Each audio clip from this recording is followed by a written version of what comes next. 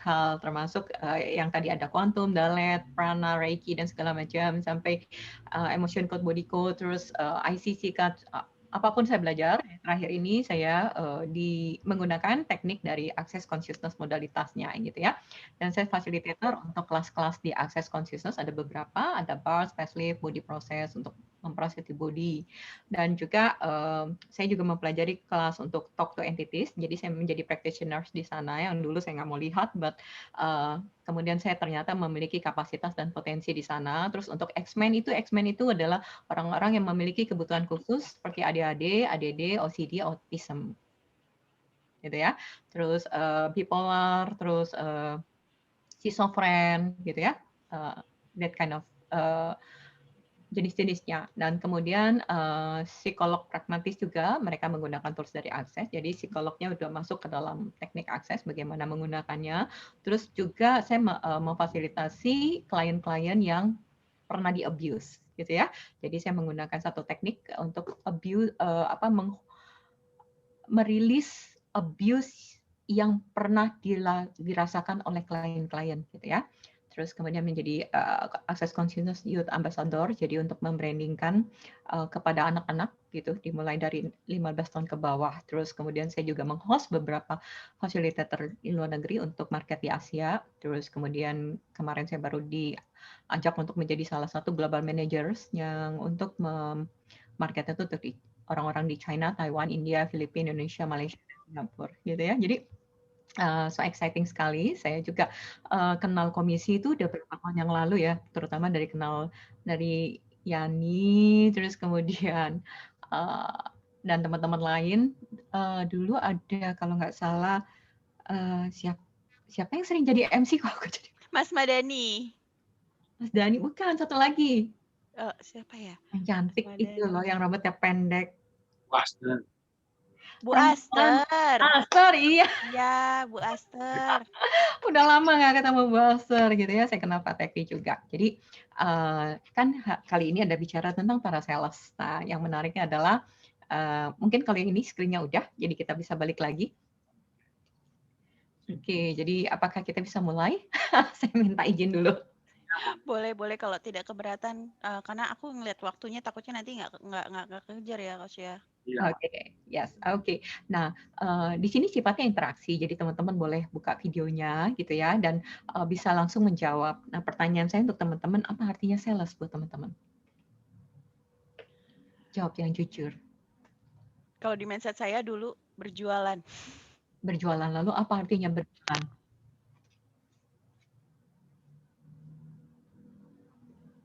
Kalau di saya dulu, saya nggak mau jadi sales, Coach. Yes. Lalu, oke, jadi untuk Yang teman-teman, lainnya boleh silakan di unmute kalau yes, ingin. untuk Ya, teman-teman, boleh silakan di unmute. teman-teman silakan dijawab apa artinya sales untuk teman-teman, gitu ya. Jadi kita ini kan belajar gitu, yang setelah saya pelajarin gitu. Kalau kita nih dari kecil belajar dari lingkungan kita, setuju teman-teman?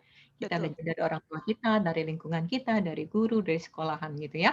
Dan kemudian tanpa sadar bahasa yang utama yang kita belajar itu awalnya adalah energi. Sebelum ada kata-kata bahasa Indonesia, bahasa Inggris atau apapun. Gitu ya. Jadi energi. Contohnya misalkan, pernah nggak teman-teman di sini yang orang tuanya itu lagi nggak asik gitu ya, papa mama kita lagi nggak asik, tapi dia pura-pura baik di hadapan kita. Nah, ketika kita masih kecil kita tahu, oh dia pura-pura. Pernah Anda mengalami itu? Pernah.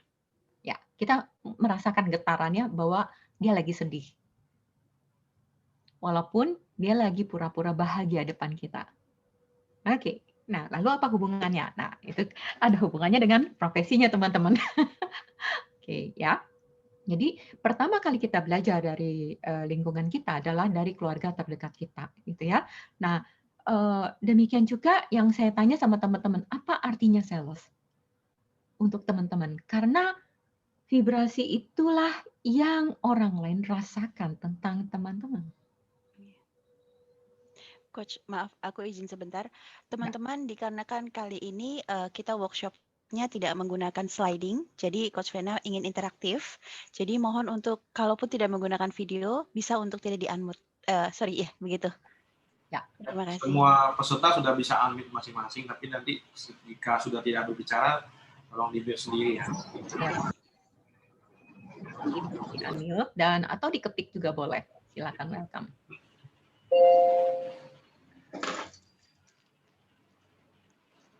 Yes. Kalau dulu tadi Mbak Atika mengatakan saya tidak mau jadi sales. Sudut pandangnya apa Mbak Atika? Karena setahu saya, apalagi orang tua saya sendiri itu bilang, kamu ngapain jadi sales? Nggak ada title-nya gitu. Terus nanti ke depannya mau jadi apa? Gitu. Terus kemudian kamu nggak ini apa? Kalau di luar nanti sales suka ditolak-tolak gitu loh. Kamu nggak malu? Ya segala macam seperti itu. Iya. Nah ini ada dari Pak Indra karena sales terlihat capek. Ada yang bilang membantu pembeli dalam menemukan barang yang dicari, gitu ya. Nah itu. Betul. Ya. Nah, ini kan secara logikanya dan sudut pandang. Oke, saya tadi ada tulis di Facebook, saya cuma tanya sama teman-teman. Kita kan belajar dari lingkungan, apa yang kita tidak suka dari sales? Sehingga ketika ada profesi sales dan kita mereject itu. Suka memaksa. Oke. Suka memaksa ya. Nah, suka memaksa itu dan kemudian akhirnya kita tidak ingin menjadi seperti itu. Jadi tanpa sadar kita memiliki satu sudut pandang kalau sales itu adalah maksa. Dan akhirnya kita tidak mau maksa gitu ya. Ada dari Kotekwi, biasanya sales lebih fokus dengan target penjualan daripada kebutuhan calon customer. Yes, jadi yang kita nggak suka dari sales apa aja? Memaksa, terus mementingkan fokus targetnya dia sendiri daripada kepentingan kita gitu ya. Jadi maksain supaya penjualan dia naik. Tapi dia tidak melihat sebenarnya kebutuhan kita seperti apa. Gitu ya. Jadi untuk mengetahui untuk menjadi sales yang hebat adalah dimulai dari kita mengenali diri kita sendiri dulu. Sudut pandang apa yang kita miliki terhadap sales dan bagaimana saya memandang diri saya karena di sini adalah produk yang dijual itu bukan orang lain. Produk yang dijual adalah diri teman-teman. Produknya namanya Your Name. Produk di sini adalah Pak Andi, Pak Atika, Pak Tekwi, Bu Nina, gitu ya. So, dari Pak Yadi juga ada nih Bu. Ya. Di lingkunganku hampir semua PNS, jadi kalau jadi sales itu sering diledekin. Iya, gitu ya. Jadi apa yang kita nggak suka dari sales? Karena ternyata mereka maksa, terus sudah maksain mereka lebih mengejar kepada keuntungannya dia dibanding sama kebutuhan customer, gitu ya. Terus apa lagi yang kita nggak suka? Mungkin hit and run gitu ya. Hit and run, oke. Jadi dia udah kalau udah jadi awalnya baik gitu kan sebelum closing. Tapi kalau udah closing hilang. Oke, hit and run. Oke, terus apa lagi? Jadi kalau ada komplain, ya misalkan ada komplain dia kadang-kadang nggak nggak mau mengatasi itu. Yes. Jadi sales itu suka cuek setelah barangnya laku. Ya seperti Mbak Dina tadi ya, hit and run. Lalu apa lagi? Dari Pak Agus Winarta juga sama, sales suka cuek setelah barangnya laku sama dengan Mbak Nina tadi sebutkan. Sama, oke ya. Jadi Pak Agus Winarta ini dari Bangka, Bu.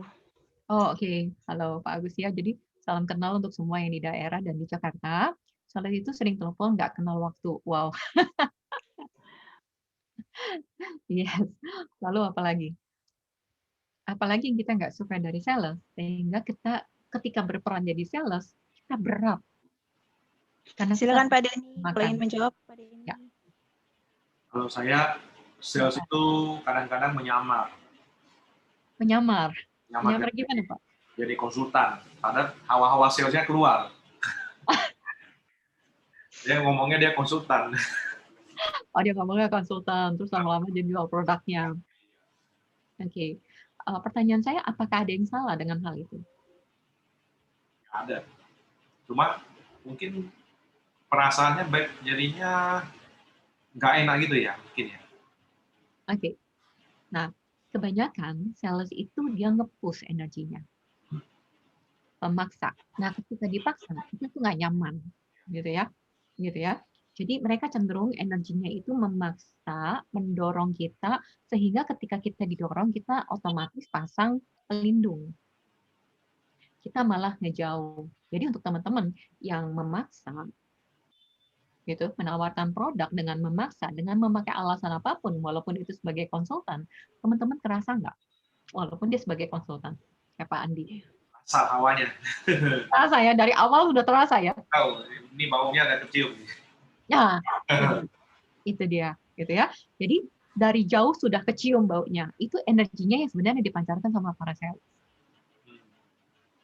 Gitu ya.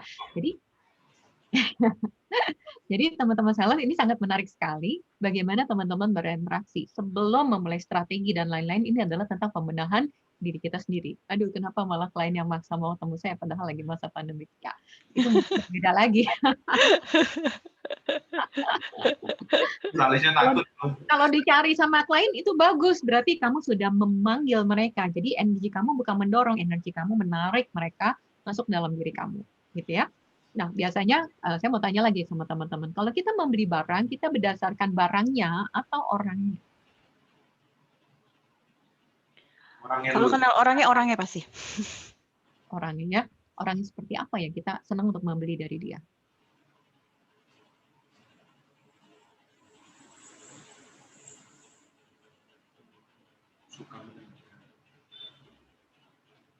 Yang mau membicarakan kualitas barangnya. Jadi kalau misalnya barang itu baik, dia bilang baik. Kalau enggak, dia bilang enggak.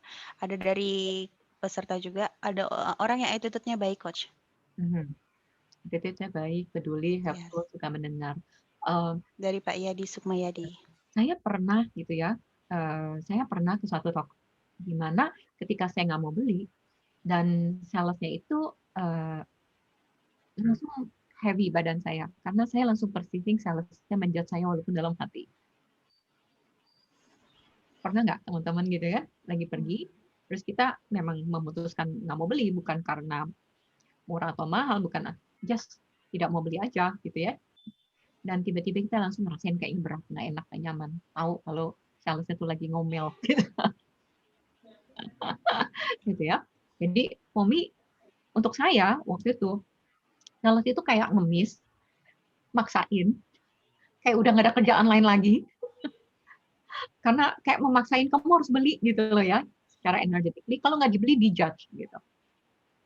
Jadi sudut pandang saya waktu itu tentang sales adalah mereka maksa gitu, dan akhirnya ketika saya punya produk atau apapun, saya nggak mau menjual, saya nggak mau jadi sales gitu. Nah, padahal nggak ada yang salah tentang hal itu gitu, hanya bagaimana caranya. Nah, di sini adalah kembali lagi kepada diri kita. Sebenarnya apa sih yang kita tidak suka dari diri kita? Kan tadi teman-teman bilang, oh saya suka dengan orang yang peduli, helpful, yang attitude-nya baik gitu kan. Sebenarnya sales adalah tentang produk. Produknya itu adalah dirimu, namanya adalah dirimu. Nah, sekarang pertanyaan saya, sebelum orang-orang lain melihat produk kita, dia akan melihat diri kita. Sekarang saya mau tanya sama teman-teman, apa sudut pandang teman-teman terhadap diri teman-teman sendiri? Apa sudut pandang teman-teman terhadap diri teman-teman sendiri? Siapa saya? Atau ada yang bilang, nah, saya pendidikannya nggak bagus, jadi terpaksa saya jadi sales, gitu kan? Atau saya bukan sales yang baik karena ini. So, sudut pandang apa yang teman-teman miliki terhadap teman-teman dan terhadap profesi teman-teman? Boleh di-share?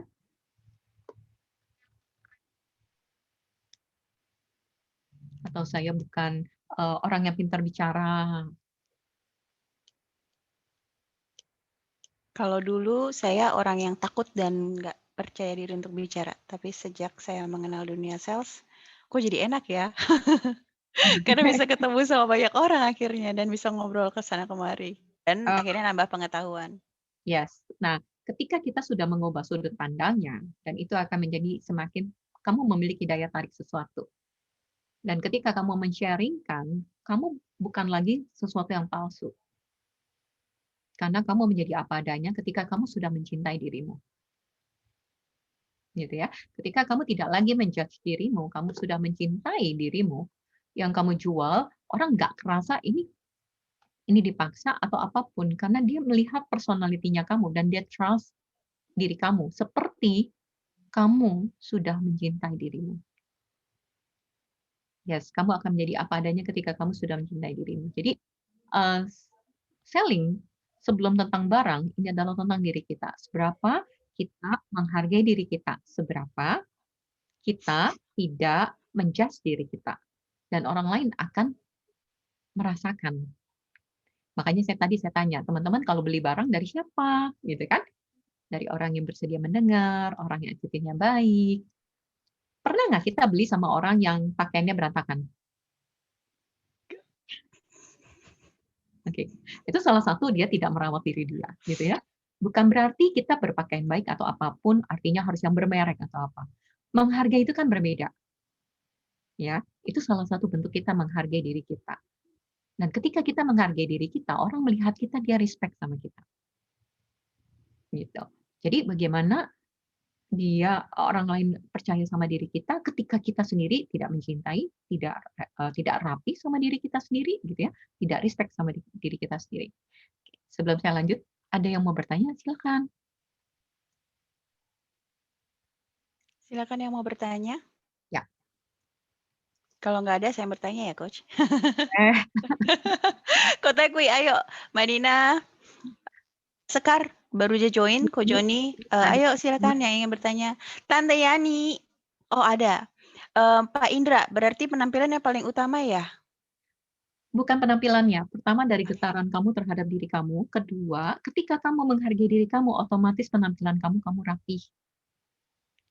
Gitu ya.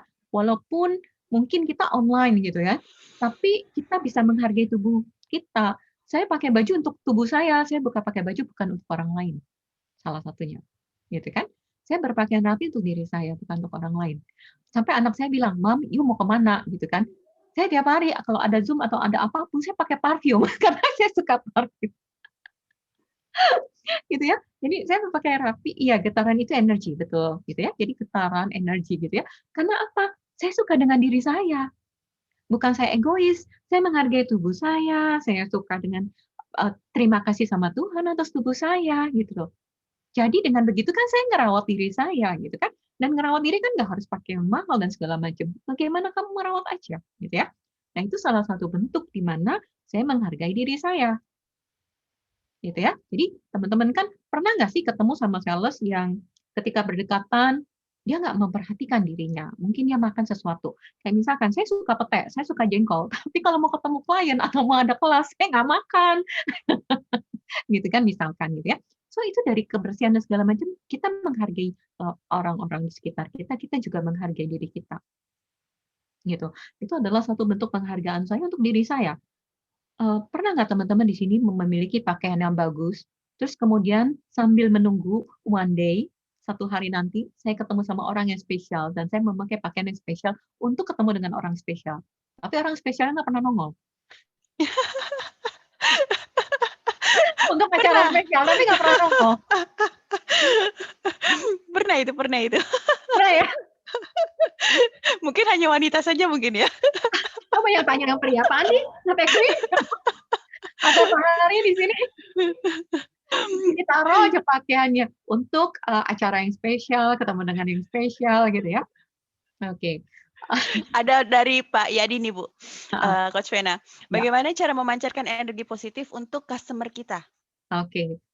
Yang tadi saya bahas itu, kamu mencintai diri kamu. Kamu bersyukur, gratitude sama diri kamu. Mencintai itu bukan dari kekurangan ya. Dari kekurangan tuh bedanya gini. Kalau dari kekurangan nih ya, Mbak Atika, ini bos saya. Gitu kan. Pak Andi, ini bos saya. Ini bos saya. Karena saya kurang. Jadi saya ingin semua orang memberikan pada saya. Itu namanya selfish atau egois. Dia dari berkekurangan. Sehingga dia membutuhkan atensi dan segala macam. Tapi kalau di sini dengan mencintai diri sendiri dari berkelimpahan, mencintai dari perasaan bersyukur. Saya melihat tubuh saya bersyukur sama tubuh saya, gitu ya. Dan kemudian saya ngerawat tubuh saya. Gitu ya. Jadi dari rasa syukur saya melihat diri saya. Gitu ya. Terus bagaimana cara memancarkan energi positif untuk customer? Nah, ketika kamu sudah bisa menghargai tubuh kamu, terus kemudian kamu sudah merawat diri kamu, dan barulah energi kamu tuh semakin keluar, dan ketika ketemu sama klien, ketika ketemu sama orang, apakah kamu percaya Ini kan confidence ya. Ketika kamu sudah grateful, apakah kamu percaya ataukah kamu memiliki banyak sudut pandang tentang sales? Apakah kamu memiliki banyak sudut pandang tentang orang-orang yang mau ditemuin? Karena itu akan jadi pengaruh juga. Gitu ya. Misalkan contohnya, ketika saya ketemu sama Mbak Atika gitu dalam hati, Mbak Atika nih orangnya kaya, dia harusnya beli dari saya. Gitu ya. Sebelum saya ketemu sama Mbak Atika, ketika saya memiliki pemikiran itu udah sampai belum ke Mbak Atika? Iya. Udah kecium baunya gitu ya. Jadi Betul. Coach Pena mau pakai gaya apapun sudah langsung kecium baunya. Anwara pakai konsultan pakai gaya apapun, strategi apapun sudah kecium gitu ya. Karena orang dari kita itu langsung bicaranya dari getarannya. Tapi kalau kamu memberikan manfaat untuk adalah kebaikan untuk semua itu beda. Gitu ya, kebaikan untuk semua. Oke. Jadi ada satu yang aku akan menjual segalanya untuk Mbak Atika supaya aku mendapat keuntungan kayak teman-teman tadi. Dia datang, dia deketin, mau sama kita, deket-deket sama kita, supaya kita beli produk, habis itu dia tinggal. Gitu ya, yang pertama. Terus yang kedua, ada yang dia sampai merendahkan dirinya gitu untuk menjual. Atau kalau perlu produknya didiskon habis-habisan. Ya, produknya didiskon habis-habisan, pertanyaan saya, apakah dia menghargai diri dia? Iya. Enggak, gitu ya. Karena dia fungsinya dari ketakutan kan. Fungsinya dari ketakutan, dia banding harga. Tanpa sadar, dia tidak menghargai diri dia tidak memvalue diri dia tidak menghargai pekerjaan dia tidak menghargai apa yang dia miliki. Dan orang juga akan kerasa. Dan ketika orang terasa, dia akan memanfaatkan itu juga kalau ada yang tahu gitu ya. Iya. Akhirnya dia makin kecewa kan, makin kecewa. Aduh, gue udah jual begini aja gitu kan masih gitu ya. Nah, bagaimana kita bisa menjadi produk yang berharga ketika kita sudah menghargai diri kita. Gitu ya. Terus kemudian benarkan diri sendiri dulu ya, maka ketika diri kita sudah benar, menghadap Tuhan dan kita ya, pertama kita benarkan diri sendiri dulu, Pak Andi. Dan kemudian setelah kita benarkan diri sendiri, sudut pandang kita terhadap diri dan sudut pandang kita terhadap calon customer. Kadang kita maksa, gitu ya. Terus kemudian kalau yang kedua, bagaimana sih caranya bersediakah teman-teman juga menerima uang? Karena ini kan topiknya juga dengan uang. Bersediakah teman-teman menerima uang? Apa artinya uang buat teman-teman? Nanti saya gabungin antara sales dan uang. Apa artinya uang untuk teman-teman? Butuh nggak butuh sih yang jelas. Tapi lebih banyak butuhnya kayaknya. Lalu apa lagi? Uang adalah segalanya. Uang adalah segalanya. Oh, Segalanya butuh uang. Nggak ada uang, abang ditendang.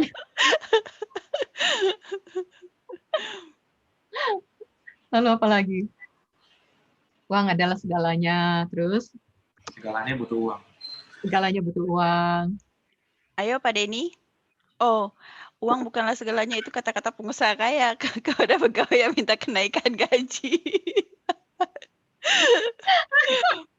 Oh, uang adalah teman. Oke, dari Pak Denny Kartika. Iya, Mbak. Berapa dari kita yang mengatakan bahwa kalau punya uang, nggak ada uang, nggak ada teman? Oke, ya.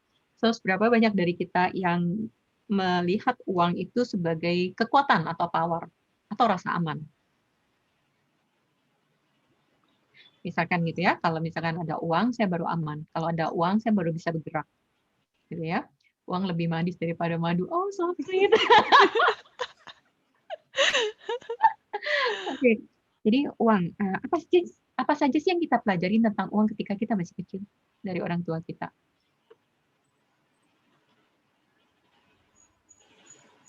Apakah orang tua kita happy dengan uang? Ataukah orang tua kita hemat, sulit cari uang, struggle dalam cari uang? Apa yang kita pelajari dari orang tua kita tentang uang? Yang jelas kebanyakan dan pada umumnya adalah dengan adanya uang semuanya bisa ada gitu. Oh, dengan adanya uang bisa ada. Oke. Sebelum itu, ketika mereka lagi berinteraksi dengan uang atau berhubungan dengan uang dalam bisnisnya ataupun dalam pekerjaannya, bagaimana hubungan mereka dengan uang? Bagaimana hubungan teman-teman dengan uang? Pak Andi, ketika melihat orang tua kita, perilakunya tentang keuangan seperti apakah? Apakah struggle? Ataukah mereka sering ditipu? Ataukah mereka berkekurangan akan uang sehingga mereka sulit cari uang? Atau teman-teman yang lain, silakan di-share. Berkekurangan ada juga yang dapat uang dihemat. Hemat ya, lebih banyak. Kalau orang tua zaman dulu lebih banyak berhemat. Berhemat ya. Oke, jadi aku mau kasih balik lagi track. Jadi ketika kita masih kecil belajar dari lingkungan, pertama adalah energi. Nah, energinya adalah energi berkekurangan akan uang. Nah, ini ada lagi nih yang lebih enak lagi nih, Coach. Kalau lagi ada uang, biasanya orang tuanya jadi baik. Kalau nggak ada uang, orang tuanya rada galak. Ini kayaknya istri bukan orang tua nih. Istri kayaknya. Dari Pak Yadi, tidak bisa memanage keuangan. Oke, tidak bisa memanage keuangan. Ya, saya nggak mau menyalahkan yang seperti apa mereka. Mereka juga kan belajar dari orang tua di atasnya lagi gitu ya. Ini hanya tentang perilaku keuangan yang turun menurun, yang tanpa kita sadarin, yang terus gitu kan dibawa secara energi dan kita nggak sadar kalau kita ngerekam itu. Suka tidak suka, tanpa sadar kita merekam energinya karena kita sudah terbiasa. Misalkan orang tuanya itu hemat gitu, kita nggak terbiasa tanpa sadar gitu ya, kita juga jadi hemat gitu ya. Terus kemarin saya ketemu sama satu teman saya bilang gini, "Hey, apa sudut pandang kamu kalau kamu beli barang? Bagaimana caranya kamu melihat barang dan membeli barang?" Dia cuma bilang, "Saya kalau cari barang adalah cari barang yang awet." Oke. Kenapa kamu cari barang yang awet? Gitu ya. Karena susah cari barang yang untuk saya. Terus saya bilang ini, kalau kamu punya banyak uang, kamu susah nggak cari barang? Kan kamu tinggal pergi ke tukang jahit untuk jahitin sesuatu yang kamu inginkan. Terus dia bilang, iya ya, gitu. Jadi maksudnya di sini seberapa banyak kita membawa konsep dan perilaku yang kita tidak sadarin sehingga kita tidak memiliki pilihan lain. Termasuk struggle dalam mencari uang. Iya. Termasuk berkekurangan dalam mencari uang tanpa kita sadarin, gitu ya. Terus gitu kemarin saya juga ketemu sama orang, dia udah punya rumah, udah punya mobil, udah punya segala macam, yang dikejar apa? Diskon. Yang wanita paling suka apa? Kalau ada tulisan SALE. Udah rasanya suami ditinggal atau nggak ada suami, gitu kan? Suami paling sedih kalau ngelihat ada sale, gitu kan? Ada tulisan SALE, istrinya pasti hilang, gitu kan? Dan para istri paling senang gitu kan melihat ada tulisan SALE, gitu ya.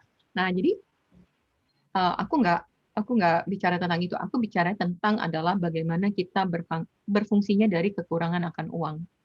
Ya, jadi ketika kita berkekurangan akan uang, walaupun uang ada satu gunung sekalipun, energinya kita masih terus-menerus kurang.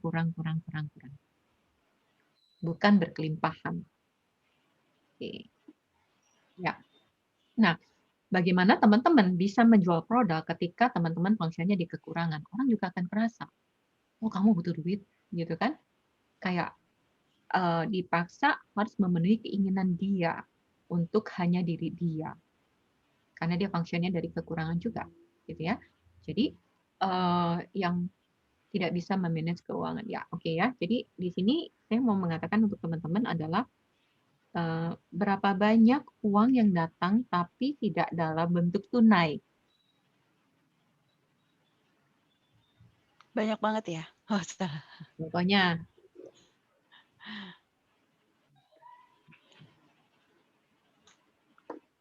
Kalau orang kasih hadiah itu sebetulnya termasuk uang juga atau bukan sih, Coach? yes. Oke, baiklah, berarti salah satunya. Kalau kita list berapa kita tuh sangat kaya, gitu ya. Jadi misalkan udara, kalau misalkan kalau kita di ICU atau apa, kita kan beli tabung oksigen ya. Oke, terus kemudian kayak teman traktir kita itu juga kan dalam bentuk uang, tapi bukan dalam bentuk uang gitu ya. Jadi sebenarnya kan kita sangat berkelimpahan. Ya, Kita sangat berkelimpahan, sehingga ketika kita berkelimpahan, terus begitu kita nggak punya judgment terhadap diri kita sendiri, terus kemudian kita melihat diri kita berharga, kira-kira ketika kita menjualkan sesuatu atau menawarkan sesuatu, orang akan terasa lebih nyaman nggak? Karena kan dia nggak harus dipaksa. Tapi kalau kita dari kekurangan, ayo dong Mbak Tika, kalau nggak kamu aku nggak bisa begini, nggak bisa hidup gitu. Orang rasa kan jadi nggak enak. Dia beli pun akhirnya mungkin terpaksa.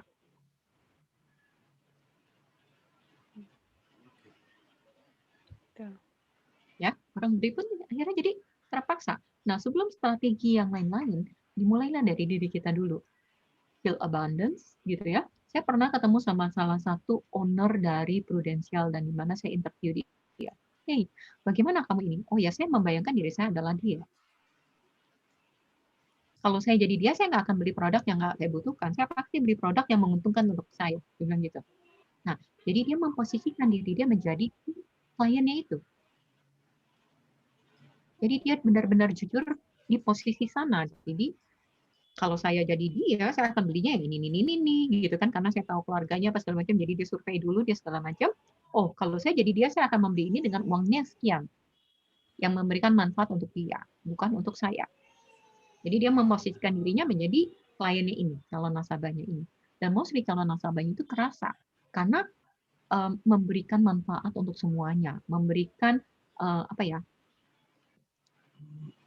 memberikan berkelimpahan untuk semua. Jadi Mbak Atika diuntungkan, saya juga bersedia untuk diuntungkan. Saya juga bersedia, bukan hanya saya aja, bukan hanya Mbak Atika saja, tapi berkelimpahan untuk semua. Nah, untuk berkelimpahan untuk semua, saya juga harus bersedia untuk mengizinkan diri saya untuk menjadi kaya. Untuk diri saya untuk menerima uang. Tapi bukan dengan cara memaksa. Dari berkelimpahan. Okay? Jadi kita seperti mirroring mereka ya, Coach ya? Merasakan apa yang mereka inginkan gitu ya? Ya, kita mengetahui betul gitu kan apa yang mereka butuhkan gitu ya, dan kita mendelivery apa yang mereka butuhkan, bukan sesuai dengan keinginan kita, tapi dengan mendelivery apa yang mereka butuhkan tanpa ada judgment terhadap orang tersebut, tanpa kita menghakimi orang tersebut mau ambil atau enggak. Biasanya kan banyak dari kita kalau sales kan takutnya cenderungnya awal-awal ya, biasanya takut dijudge, takut diomongin, takut ditolak. Nah, itu yang paling sering kan takut ditolak. Gitu ya. Jadi kamu perlu bersedia untuk menerima apapun, mau itu menerima penolakan ataupun menerima mau diterima, orang itu mau beli produk kita ataupun orang itu menolak. Karena sebenarnya bukan tentang diri kita atau produknya, hanya orang itu butuh atau tidak kan. Oke, yes. Ada yang mau tanya lagi sebelum saya lanjutin? Sebelum saya ajarkan tentang energi, bagaimana energinya pull dan push? Ada Pak GM nih, Coach Wena, baru join. Oh iya, halo Pak GM. Saya mau angkat satu Pak GM. Waktu itu saya pernah interview Pak GM. Pak GM. Halo, selamat malam. Selamat malam, maaf terlambat, ada tamu. Oke, Pak. Pak, saya waktu itu kan pernah interview Bapak, gitu ya. Saya belum memberikan komentar. Jadi yang saya lihat dari Bapak, ketika Bapak pernah bekerja tanpa untuk dibayar sekalipun, karena Bapak ingin berkontribusi sama perusahaan Bapak. Dan Bapak bekerja itu dengan hati, istilahnya dengan benar-benar mencintai. Dan dari perasaan berkelimpahan, karena Bapak memiliki sesuatu value yang bisa dikontribusikan. Terima kasih. Ya, dan itu memang nggak semua orang dari energi berkelimpahan untuk bisa berbagi. Karena berkelimpahan orang pikir kalau saya punya banyak uang baru saya berbagi. Bagaimana menimbulkan rasa berkelimpahan itu, Coach? Dimulai dari melihat dirinya bahwa diri itu berharga. Oh, melihat diri itu berharga. Iya, kan saya masih punya mata. Apakah matanya Pak GM mau dibayar sama orang untuk diambil? Kalau mau dibeli gitu kan, korneanya kira-kira Bapak mau jual berapa? Kayaknya jangan deh, karena nggak bisa lihat acara malam ini nih. Oke, jadi Ya, kita mulai melihat bahwa diri kita tuh sangat berkelimpahan, diri kita memiliki banyak sekali organ tubuh yang sangat luar biasa kan Pak, gitu. Dan ketika kita melihat diri kita berharga, kita membuat diri kita memiliki value, nilai, gitu kan. Dan orang itu akan melihat bahwa Bapak bisa menghargai diri Bapak, dia akan trust sama Bapak, karena Bapak sudah men-trust diri Bapak.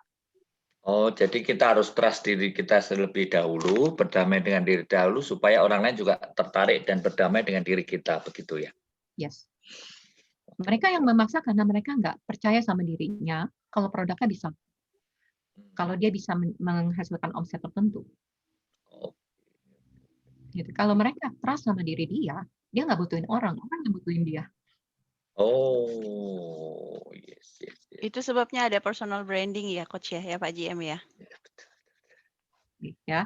Nah, personal branding itu mungkin bisa dibuat gitu ya, tapi energi itu kan nggak bisa bohong.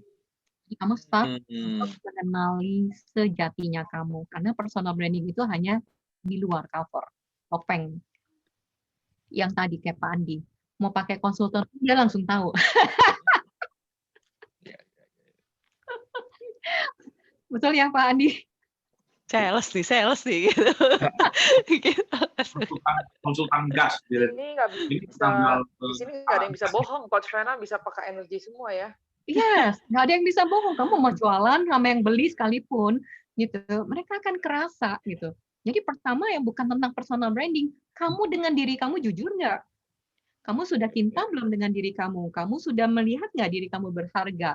Dari situ kan sebelum personal branding yang lain-lain sudah beres dulu ini, baru the next-nya, baru step-step berikutnya gitu kan, dari penampilannya, dari cara bicaranya, bolehlah gitu ya ditambahin skill-skillnya. Tapi personalnya kamu trust diri kamu enggak? Terus kamu merasa diri kamu berharga enggak? Jangan-jangan kamu merasa diri kamu enggak berharga. Sehingga banyak orang yang Coach, ya. Berarti harus diberesin di dalam diri dulu dong. Kalau orang-orangnya ada kepahitan, luka batin itu biasanya kan bermasalah dia dengan dirinya sendiri. Berarti itu harus diberesin dulu dong. Yes. Dilepasin. Yes. Kepahitan-kepahitannya. Ya, ketika dia melihat diri saya jadi korban, saya bukan anak orang kaya, saya nggak pendidikan pinter. Nah, itu semua adalah pemikiran dia yang melimit diri dia. Sehingga ketika dia berpikir itu tentang diri dia, orang lain akan melihatnya atau merasakan getarannya. Sehingga dia nggak nyaman belanja sama kita. Loh, kamu aja nggak percaya sama diri kamu, mau jualin barang gitu kan. Kamu aja nggak percaya sama diri kamu, mau jualin jasa. Kamu aja nggak percaya sama diri kamu mau minta gaji sekian. Kan kerasa. Gitu. Ya, jadi semua tentang kepahitan, bahwa semua judgement kamu terhadap diri kamu itu yang paling penting untuk dilepaskan. Semua judgement kamu terhadap orang kaya juga dilepaskan. Karena kalau kita punya judgement terhadap orang kaya, akhirnya customer-customer yang mampu beli nggak datang kepada kita kan. Kita punya judgement, orang kaya itu sombong, misalkan. Terus kita punya judgement gitu kan, ya orang yang susah nggak bakal beli produk kita. Terus siapa yang beli? Ya kaya enggak, susah enggak, nggak yang beli. Karena kita sudah menjudge mereka nggak bakal beli, gitu ya. Jadi sudah banyak judgement kita yang melimit diri kita untuk produk kita bisa dibeli. Jadi pertama adalah judgement tentang diri kita, semua sudut pandang kita yang melimit diri kita bahwa lagi COVID nih nggak ada yang beli. Nah itu juga melimit. Jadi seperti kata-kata kita, pemikiran kita itu seperti doa. Ketika kamu berpikir ini sangat nyata, corona ini sangat nyata, bahwa kondisi, bukan coronanya ya maksudnya, kondisi karena corona membuat orang-orang tidak punya uang, dan ketika kamu berpikir seperti itu, kita makin berdoa seperti itu buat Indonesia. Ucapan adalah doa ya? Ya, karena kita jadi sama-sama, consciousness-nya kita sama-sama berdoa untuk membuat itu terjadi. Jadi ketika kita berpikir A, gitu, ada 30 orang, 40 orang, 50 orang, 1 juta orang berpikir corona akan efek kepada ekonomi. Lama-lama makin terjadi nggak? Ya. Makin kuat gitu ya. Terjadi makin kuat, makin kuat, makin kuat. Putarannya makin kuat. Jadi secara consciousness kita mendoakan Indonesia jadi seperti itu. Yes, diganti dengan pemikirannya doa. Oke. Apa yang bisa saya lakukan lebih baik? Apa yang saya bisa sumbangkan buat Indonesia? Tapi itu benar-benar kenyataan sih, Coach. Ya. Itu benar-benar kenyataan. Ya. Nah, makanya saya mau sharingkan supaya kita semua bangkit gitu loh. Bangkit tidak untuk menjudge semakin ekonomi untuk semakin jatuh untuk Indonesia gitu ya. Ketika kita melimitkan atau kita mengaminkan kondisi bahwa ekonomi bakal begini karena corona, sehingga kita menutup peluang dan kemungkinan yang bisa terjadi lebih baik, tapi ditutup untuk tidak ada kemungkinan lebih baik. Dari Pak Yadi, Coach, berarti pemikiran negatif kita harus diganti dengan pemikiran yang positif ya, Coach? Ya, itu kan doa. Gitu kan? Itu kan salah satu bentuk doa. Makanya yuk kita berdoa untuk prosperity untuk semua. Gitu kan? Kesuksesan untuk semua, keberlimpahan untuk semua. Bukan lagi dalam kondisi gini kita malah sebagai sales, aduh kiri kanan susah, aduh karena pandemi ini jadi begini gitu kan. Itu kita seperti mendoakan dan melimit dan membuat barang-barang hancur kan semuanya gitu. Kan kesadaran kolektif kan, consciousness kan gitu. Oke ya. Jadi thank you Pak GM, waktu itu saya sempat mengajak beliau untuk sharing di Instagram. Mungkin nanti saya akan colek Pak Andi dan yang lain-lain. Oke ya. Oke. Ada lagi yang mau tanya sebelum saya sharingkan untuk tentang energy pool dan push? Lanjut. Keren. Lanjut, Coach. Ya. Jadi seberapa banyak dari kita yang menjudge tentang orang kaya, seberapa banyak dari kita yang menjudge tentang pria, seberapa banyak dari kita yang menjudge wanita. Di sini sales yang wanita mana aja ya? Boleh nggak di-sharingkan apa aja sih yang teman-teman rasakan sebagai seorang sales yang wanita? Karena saya pernah ketemu klien, satu timnya sampai keluar semua. Kenapa? Ketika dia menawarkan sesuatu, dia sering ketemu dengan customer-nya yang ngajakin kencan. Sampai satu tim dia keluar semua. Dia kostimku cewek semua. Sekarang timku katanya bubar jalan. Kenapa? Karena gangguannya adalah itu.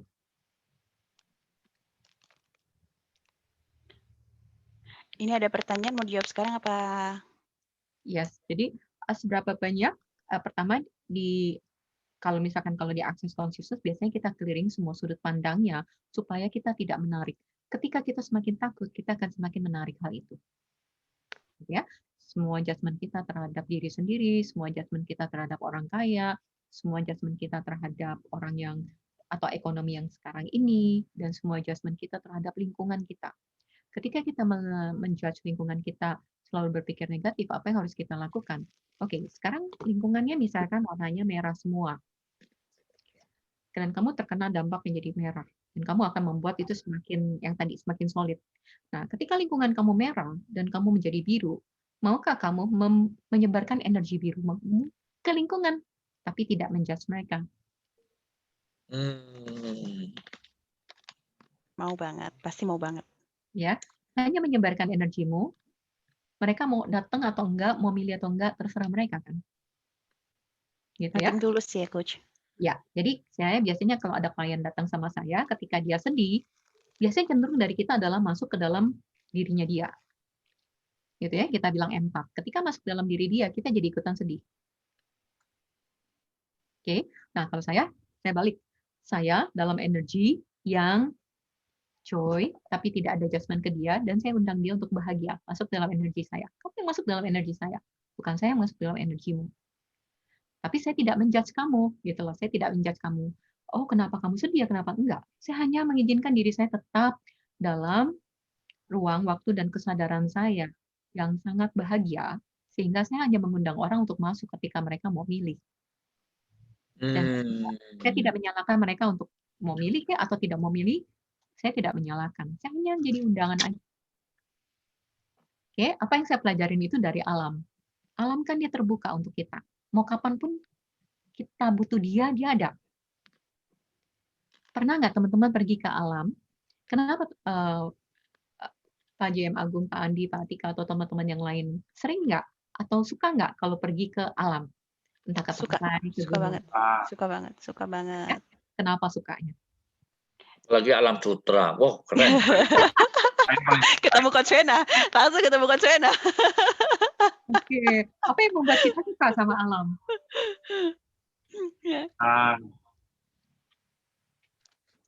Karena alam tidak menjudge kita, gitu ya. Jadi alam, pohon-pohonan, mau laut, mau segala macam, mau binatang, gitu kan, mereka tidak menjudge kita. Atau ketika mereka melihat, terus dia ngeliat Pak J manggung, wah ini dia belum berderma, jadi dia nih orang yang jahat nih, gitu misalkan. Dia nggak menjudge itu. Atau, oh Mbak Atika nih, gitu kan, tingginya sekian, maksudnya tinggi sekian. Dia tidak judge kita apapun. Dan demikian juga, begitu dia tidak menjudge, kita pernah nggak ke alam menjudge, ini pohon kok jelek banget gendut ini ya? Ada nggak kita menjudge kayak gitu?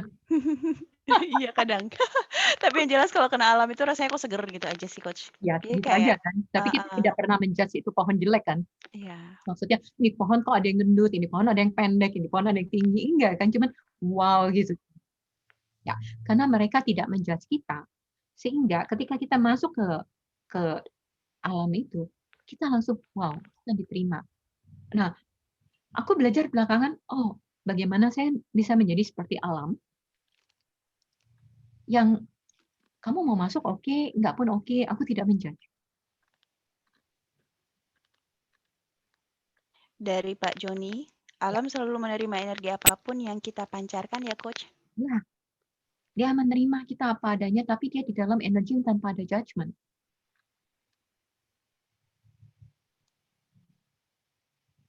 Jadi kalau kita misalkan mau menjual sesuatu, dengan kita tidak punya judgment, kita hanya, hey, apakah ini berkontribusi untuk kamu, misalkan. Saya tahu ini baik, saya tahu saya pakai barangnya atau produknya, dan saya tahu ini berkontribusi untuk saya, dan mungkin ini bisa teman-teman bisa tertarik, dan mungkin ini bisa berkontribusi untuk teman-teman. Kan bisa ada yang cocok, ada yang tidak kan. So, jika ini berkontribusi, silakan. Kurang lebih energinya seperti itu. Memberikan berkelimpahan untuk mereka kan, karena memberikan kontribusi untuk mereka. Bukan, hey kamu mesti beli, saya ambil uang kamu untuk supaya saya naik posisi.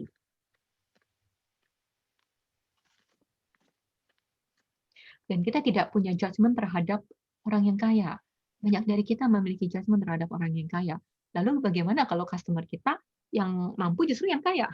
Iya, betul. Misalkan kita benci sama orang kaya, oh orang kaya itu sombong, orang kaya itu B, orang kaya itu pamer, orang kaya itu norak, orang kaya itu gini. Terus customer kita, wah ternyata bingung kan? ya. Jadi saya pernah baca bukunya dari Gary Douglas, salah satu foundernya dari Access gitu ya. Dia bilang gini, ada satu kliennya dia datang, dia bilang tanya sama Gary. Gary itu salah satu foundernya.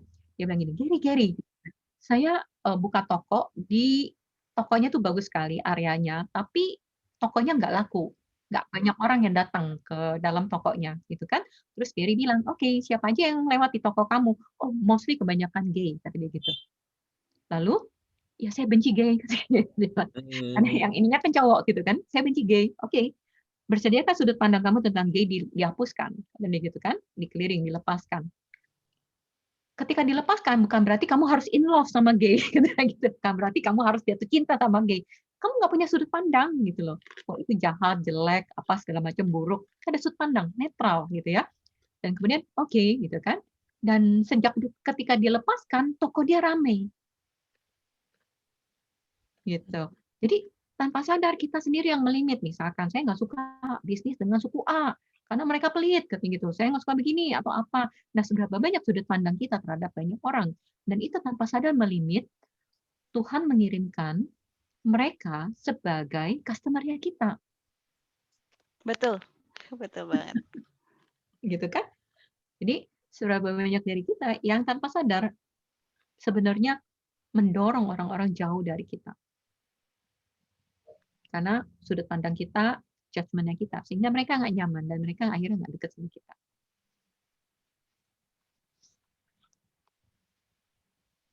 Oke. Betul. Ada lagi yang mau tanya? Coach mau tanya. Ya. Kalau misalnya waktu saya ketemu satu orang asing yang saya nggak kenal gitu ya, misalnya calon prospek gitu yang direferensi sama orang lain, biasanya seperti itu.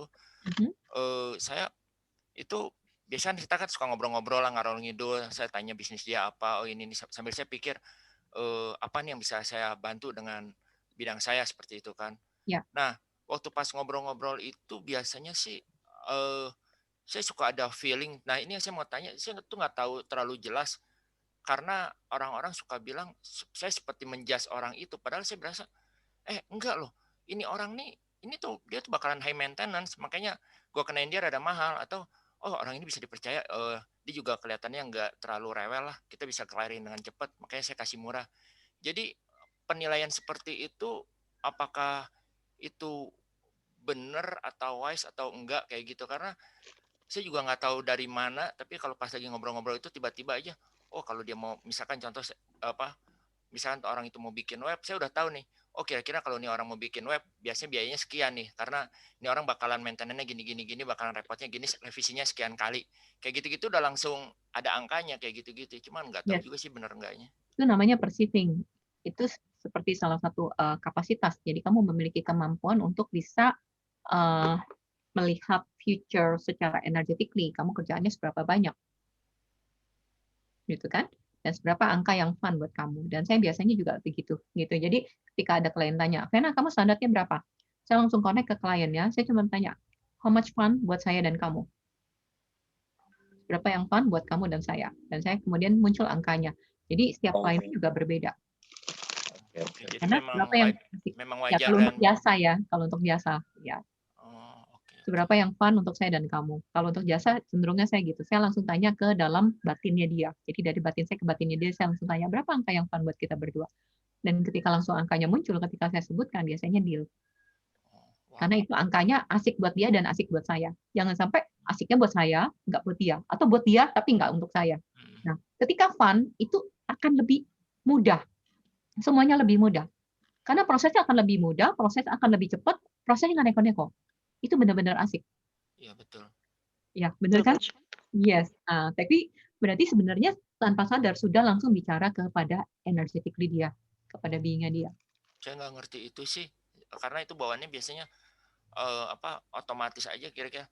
Kadang-kadang saya bilang ke teman ya, kalau ada bareng ke teman gitu ya, lu kok bilang segitu gini?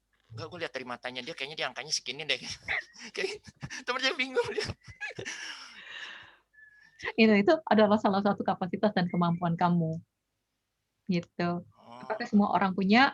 Ada yang lebih peka, ada yang tidak, gitu ya. Nah, itu kan saya juga mempelajari, oh ternyata saya juga mendapatkan informasi itu sebelum saya ketemu klien. Hanya sekarang saya jadi lebih diasah. Jadi saya bisa ngomong sama produk, saya bisa ngomong sama bisnisnya dan segala macam. Gitu ya. Jadi kalau kita ada kelas-kelas yang lanjutannya misalkan diakses, itu kan kita akan bisa belajar dengan bisnisnya sendiri. Bagaimana bisnis itu bicara sama kita. Gitu ya, misalkan, oke, so bisnis, apakah kamu, misalkan kamu punya bisnis A, apakah bisnisnya mau taruh di web? Yes atau no? Dapat energinya. Kalau yes, oke, lakukan sekarang. Tanya lagi, oh, sebelum dilakukan, kalau misalkan yes gitu ya, apakah ini timingnya? Yes atau no? Tanpa ada judgment ya? Belum, oke. Nanti tanya lagi 1 bulan. Gitu ya. Karena kalau kamu bekerja dengan energetically, kamu tahu kapan produk kamu launching. Pernah nggak kamu teman-teman melihat dia menggunakan strategi yang sama, dia launching produk nggak laku, ada tembakannya, kemudian 2-3 bulan gitu tembakannya justru yang laku, gitu ya? Karena timingnya, saatnya nggak tepat untuk dia launching produk ini. Tapi kalau kita semua bisa ngomong sama bisnis, tahu energetically-nya, kita tahu kapan bisnis ini mau di launching, karena bisnis ini punya energinya sendiri, punya kesadarannya sendiri, punya konsisten sendiri. Oke, ya gitu. Itu salah satu yang yang kita bicara tentang energi, karena bisnis itu punya energinya, barang-barang kita juga punya energinya. Jadi selain kita, tubuh kita, bisnis kita, produk kita juga punya energinya. Saya pernah waktu itu punya klien toko handphone, dia suaminya meninggal, punya utang 2M. Waktu ketemu saya dikenalin sama anak saya, gitu kan? Anak saya ketemu sama dia di lift. Terus begitu dia langsung mampir ke tempat saya, terus saya bilang, customer dari mana gitu, tiba-tiba datang gitu ya. Terus ternyata dia sampai nggak bisa tidur. Dia selalu ke dokter bolak-balik sakit. Karena suaminya meninggal, punya hutang 2M, dia stres, cuma ditinggalin toko handphone, tagihannya banyak.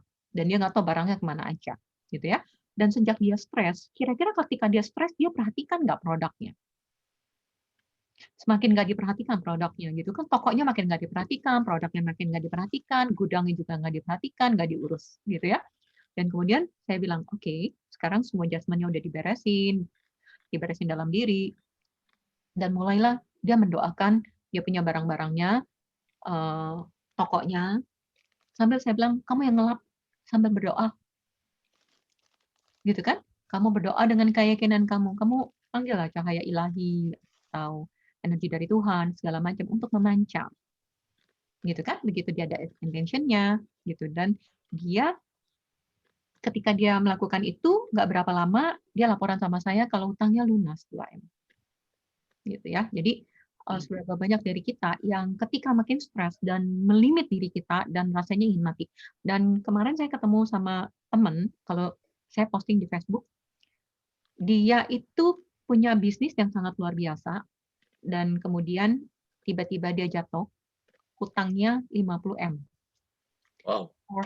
Force-nya apa semua habis dan dia cuma bilang, I need help. Kalau saya butuh help, saya hanya cuma satu, saya nggak bunuh diri atau saya bunuh orang. Dia bilang gitu. Sampai ke titik itu. Saya bunuh diri atau saya bunuh orang. Saya jual tas saya, Fen. Tas istrinya. Ketika saya mau jual tas istrinya, saya buka. Kan mau dibersihin kan, karena mau dijual tas istrinya.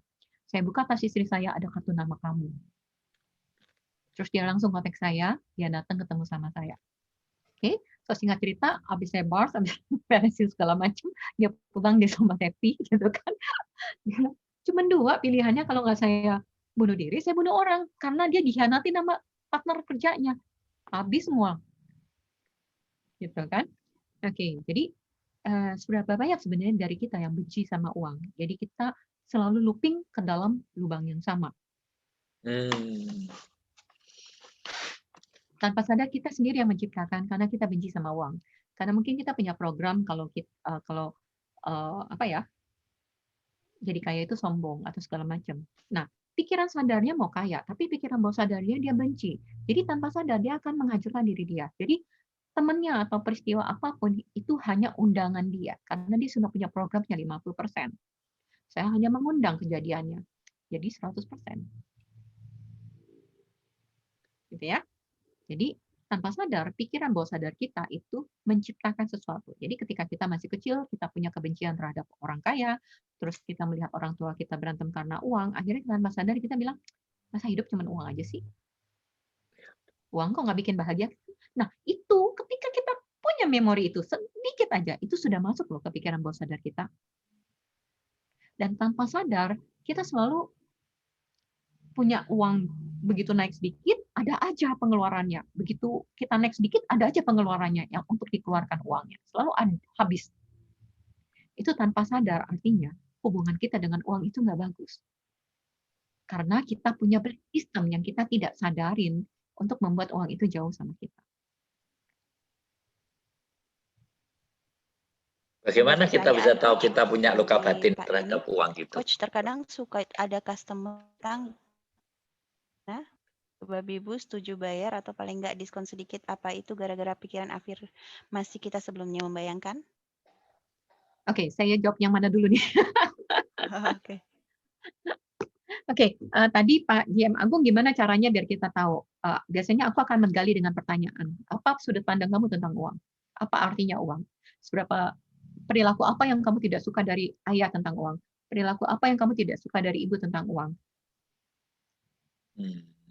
Gitu ya. Jadi kita menganalisa dan kemudian di-clearing, dilepaskan semua sudut pandang kita semua tentang uang. Dan apakah kita melihat kalau uang itu adalah dosa gitu kan? Apakah kamu melihat kalau kaya itu adalah cuman either or. Jadi misalkan ketika kita masih kecil cuman dibilang kamu udahlah jangan mimpi tinggi-tinggi lah gitu kan, orang tua nggak mampu gitu kan. Jadi seberapa banyak kita melimit diri kita bahwa kita ini nggak layak kaya.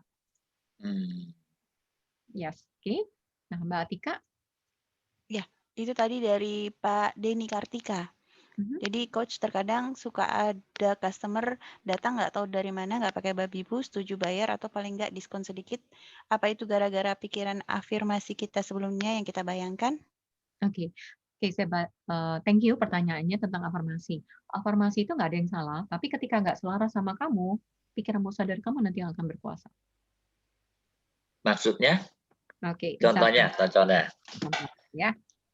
Pikiran bawah sadar saya. Oke, pikiran bawah sadar saya membenci uang, misalkan. Terus kemudian saya bilang, uang datang saya dengan mudah. Uang datang hari ini dengan mudah. Uang datang dengan mudah, dengan sangat mudah. Kira-kira semakin saya ngomong gitu, semakin bertentangan nggak dengan di dalam? Ketika semakin bertentangan dengan di dalam, universe itu merespon hanya energi kita yang dipancarkan dari tubuh. Oke, jadi universe itu tidak mandang kamu A, B, suku apa dan segala macam. Dia hanya merespon sesuatu getaran yang kamu keluarkan dari tubuh kamu. Jadi semakin afirmasi dan ketika tidak selaras, ini kata-katanya ya, ketika tidak selaras. Rasamu doamu, coach. Gimana? Rasamu doamu. Rasa doa, ya. Rasamu doamu. Jadi apa yang dirasa itu yang terjadi. Yes. Jadi ketika tidak selaras dengan afirmasinya, gitu kan? Ketika tidak sejalan dengan afirmasinya yang kita ucapkan dengan getaran kita makin kuat kan menolak bahwa no, gitu kan? Enggak, uang datang dengan mudah. Tidak, uang itu begini. Datang dengan mudah, makin berontak kan? Nah, ininya makin kencang nih di dalam. Nah, ketika di dalam makin kencang, getaran kita itu yang ke universe merespon itu. Okay? Respon dengan kacau dong. Yes. Yes. Gitu. Itu bedanya dengan ketika kamu law of attraction tapi tidak selaras. Karena yang dibaca sama universe atau doanya itu adalah diri kita di dalam getarannya yang mungkin tanpa sadar kita bawa ketika kita masih kecil tanpa ada filter. Gitu kan? Belitnya kita tanpa ada filter langsung masuk gitu kan? Dan itu yang selaras gitu ya. Dan itu yang terbaca mungkin ya. Pertanyaannya mungkin bagaimana membuat itu selaras, coach? Nah, ini sama seperti yang Tante Yani tanyakan juga. Jadi dari Bu Pujiani itu, Mbak Pujiani, maksudnya afirmasi nggak selaras itu bagaimana ya? Jadi sinkronis sama pertanyaannya Tante Yani. Pikiran hatinya beda. Ya, jadi apa yang diucap sama getaran di dalam dadanya beda. Misalkan, saya pasti tercapai kok dengan target. Nah, itu kan afirmasi kan? Oh, target saya tercapai dengan mudah, target saya tercapai dengan mudah. Tapi di sini getaran ada khawatir, misalkan. Benar nggak ya? Iya, bisa nggak ya? Bisa nggak gitu ya, Coach? Nah, getaran itu dari mana? Getaran itu kan dari memori dia di masa lalu. Dari pengalaman dia di masa lalu bahwa mungkin dia dia tidak achieve di tahun yang lalu gitu kan. Dan dia ragu. Dan itu akhirnya membuat afirmasinya nggak selaras. Dan ketika nggak selaras, getarannya yang makin mana yang makin kuat? Keraguannya yang makin kuat. Keraguannya itu yang direspon sama universe.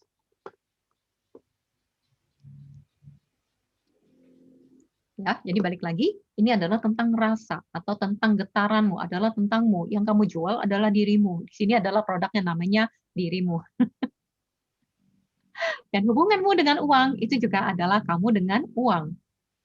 Ketika kamu menjudge orang kaya, ketika kamu menjudge uang, terus menjudge tentang kamu tuh nggak cukup pintar atau kamu benci dengan uang, itu yang membuat akhirnya kamu melakukan strategi apapun, dalam hal apapun, tapi tetap aja terlimit dalam hal uang.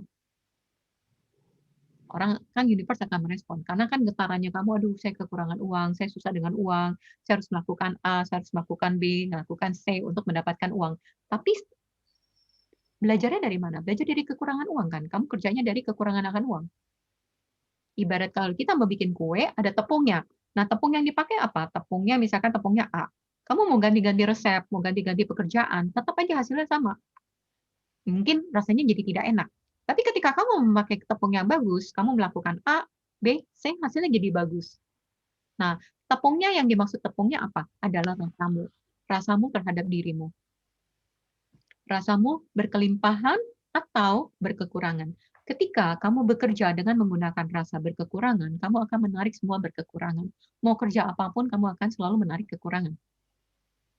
Kekurangan akan uang, nggak cukup uang, gitu kan? Harus hemat, nanti uangnya nggak cukup. Terus misalkan gitu ya, dari rasa ketakutan, kalau nggak punya tabungan nanti begini. Semuanya dilakukan dari rasa berkekurangan. Oke? Kamu mau kerja apapun, hasilnya akan balik lagi ke sini. Karena universe akan merespon hanya di sini. Oh, kekurangan, oke. Kamu order kekurangan, saya akan berikan kekurangan. Kamu maju, saya akan kasih lagi kekurangan. Karena sesuai dengan order. Tapi ketika kita berkelimpahan, dan kita mengerjakan A, B, C, kita order sama semesta berkelimpahan. Nanti semesta akan memberikan lebih banyak lagi. Semakin kamu syukurin, semakin lebih banyak lagi. Semakin kamu grateful, semakin lebih banyak lagi. Ya. Dan itu bukan tentang afirmasi, tapi bagaimana kamu sebenarnya sejatinya. Oke. Nah, ketika kita memiliki rasa kekurangan, apakah teman-teman bersedia untuk melepaskannya? Oke ya, ada salah satu clearing diakses, mungkin teman-teman nanti mungkin bisa cek di www.clearingstatement.com gitu ya. So semua perasaan gitu atau perasaan berkekurangan, sulit cari uang, kekurangan akan uang tidak pernah cukup, bersediakah untuk dihancurkan, dibatalkan? Oke, Bersedia. Ya, right, wrong, good, bad, papa, online, short, voice, beyond. Oke, di clearing. Karena kita ini kan belajar, kita tarik energi kekurangannya dan kita bawa dalam hidup kita. Energi struggle. Kalau misalkan untuk maju, untuk sukses itu harus bekerja dengan keras. Bukan bekerja dengan joy. Misalkan bukan bekerja dengan happy. Gitu kan? Energinya beda kan? Seberapa banyak dari kita yang tidak suka kerja, tapi punya konsep kalau uang datang itu dari kerja. Dan saya membenci kerja, terus gimana bisa happy? Saya kerja terpaksa gitu ya, karena nggak ada kerjaan lain. Yang ada lowongan sales, ya udahlah saya ikut aja deh gitu kan. Apalagi Pak GM mungkin bisa bimbing saya suatu hari nanti saya bisa salesnya bagus. Dalam hati saya nggak suka dengan kerjaannya gitu ya. Mau dibimbing seperti apapun bisa maju nggak? Ya, karena motivasi itu bukan dari luar, motivasi itu dari diri sendiri. Motivasi dari luar itu dipaksakan. Tapi ketika kita dapat menghargai diri kita, semuanya akan muncul, semuanya akan berjalan. Ketika kita menghargai diri kita, ke depan itu semuanya akan lebih enak. Tapi ketika kita sudah tidak menghargai diri kita, sudah start menjudge diri kita, mau belajar apapun nggak akan. Orang nggak akan membeli produk kita. Jarang lah gitu kan. Kalau mereka terpaksa beli pun akhirnya nyesel. Oke? Ada pertanyaan? Ya, ini dari Mbak Pujiani. Jadi memperbaiki rasa dulu ya, soalnya saya sering dengar afirmasi setiap hari, itu seperti doa kita di tiap hari. Jadi bisa jadi percuma juga ya? Oke, kita perlu jujur. Jadi ibaratnya kamu kan kasih tanaman baru, tanaman lamanya dicabut dulu, baru kamu kasih tanaman baru.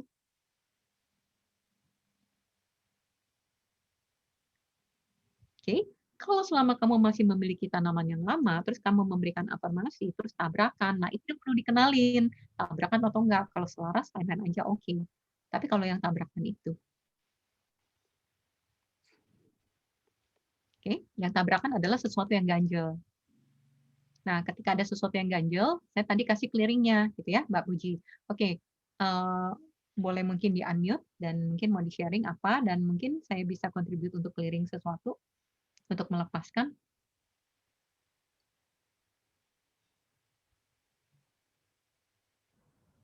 Oke, kalau enggak, oke. Sekarang sampai jam berapa sih, Mbak? Ya? Ya, Ya, Coach, saya jadi ingat nih. Ya. Jadi gini, mungkin saya ada kejadian dulu ya. Jadi dulu ini ketika orang tua bangkrut, saya harus pulang kampung. Terus ada kejadian saya harus berhenti sekolah dan harus disekolahin dari pihak luar. Terus saya sampai direndahin sama keluarga. Saya sampai bilang, kalau saya punya banyak duit, saya mau lemparin ke muka mereka. Oke. Apa itu termasuk kepahitan? Oke, so semua itu bersediakan untuk dihancurkan, dibatalkan. Itu termasuk kepahitan terhadap keuangan, bukan? Yes. Ya. Oke. Berarti itu yang harus dicabut dulu. Yes. Nah, sekarang yang Ibu rasakan ini kan ada getarannya, ada emosi, pemikiran, perasaan. Oke. Pemikiran, emosi, dan perasaan yang saat ini, kalau angka 0 sampai 10, angkanya nilai berapa? 10 sangat tinggi, 0 sangat rendah. 10. 10, oke. Bersediakah untuk dihancurkan dan dibatalkan semua energi ini? Dibuang energi. Oke. Right, wrong, good, bad, papa, online, short, bus, beyond. Tarik nafas, buang. Oke, sekali lagi. Semua pemikiranmu, perasaanmu, emosimu terhadap orang tersebut bersediakah untuk dihancurkan, dibatalkan? Bersedia. Ya. Right, wrong, good, bad, papa, online, short, voice, beyond. Tarik nafas. Oke. Oke, kalau cek 0 sampai 10, di angka berapa? Di 7 lah, masih. Di 7 ya, oke. Seberapa banyak kebencian? Seberapa banyak kebencian, kemarahan, kesedihan, dan apapun yang dirasakan saat ini terhadap orang tersebut bersediakan, dianjurkan, dibatalkan? Bersedia, Coach. Right, wrong with bad papa all night shot boys. Beyond, tarik nafas, hembuskan. Oke. Seberapa banyak orang yang memiliki rasa kebencian terhadap orang kaya yang kamu tangkap energetically-nya? Sedikit, banyak, banyak sekali. Sedikit sih, nggak semua. Oke. Pertanyaan saya adalah seberapa banyak kamu sadar banyak orang yang memiliki orang kaya dan ingin balas dendam terhadap orang kaya? Kesadaran itu tangkap berapa banyak? Sedikit, banyak, banyak sekali. Sedikit. Oke, bersediakah untuk dikembalikan kepada pemiliknya? Bersedia. Oke, tarik nafas. Kembalikan kepada pemiliknya untuk kesadaran dia. Oke. Sekarang cek 0 sampai 10.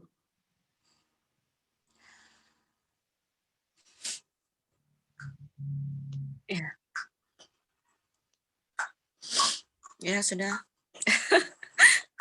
Sudah ada berapa?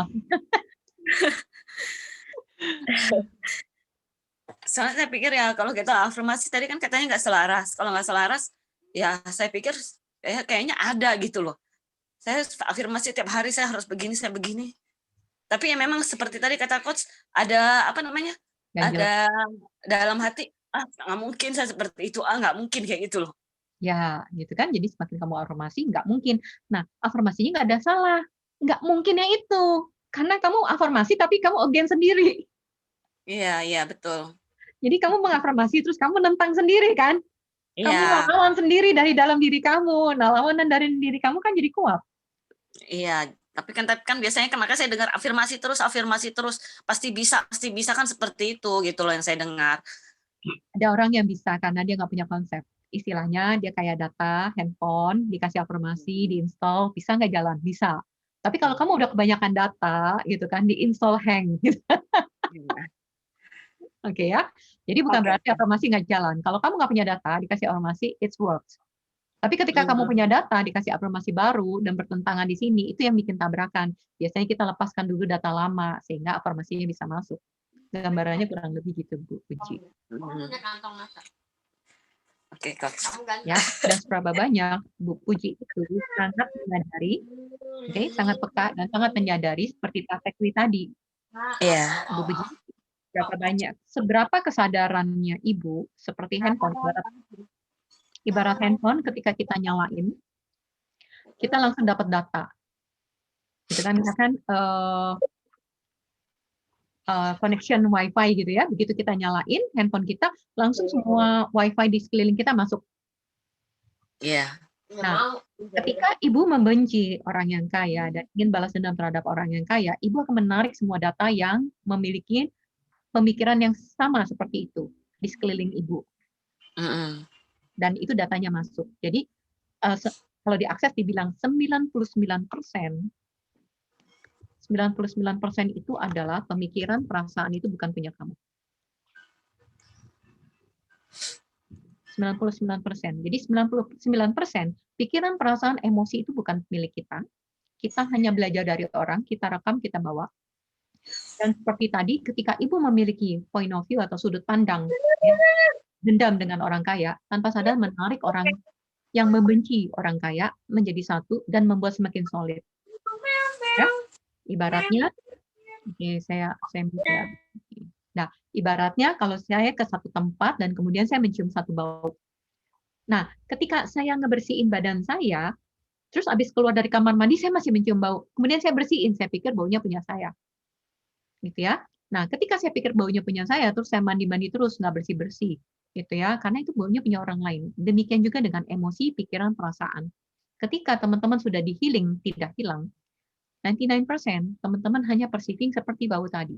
Yang teman-teman perceiving apa? Yang teman-teman tangkap. Yang teman-teman tangkap adalah kekhawatiran orang-orang sekeliling kita, kecemasan orang-orang sekeliling kita, akhirnya kita pikir punya kita dan kita bawa dalam hidup. Ya, oke, so teman-teman coba cek seberapa banyak teman-teman sebenarnya menangkap data, ya, menangkap data informasi tentang pemikiran, kekhawatiran orang di sekeliling tempat tinggal teman-teman. Sedikit, banyak, atau banyak sekali orang yang memiliki kekhawatiran, ketakutan akan uang. Coba cek, bears down gitu ya. Seberapa banyak teman-teman menyadarin pemikiran, perasaan sekeliling teman-teman yang mereka khawatir, takut, cemas soal uang. Banyak lah? Banyak sekali? Atau sangat sedikit?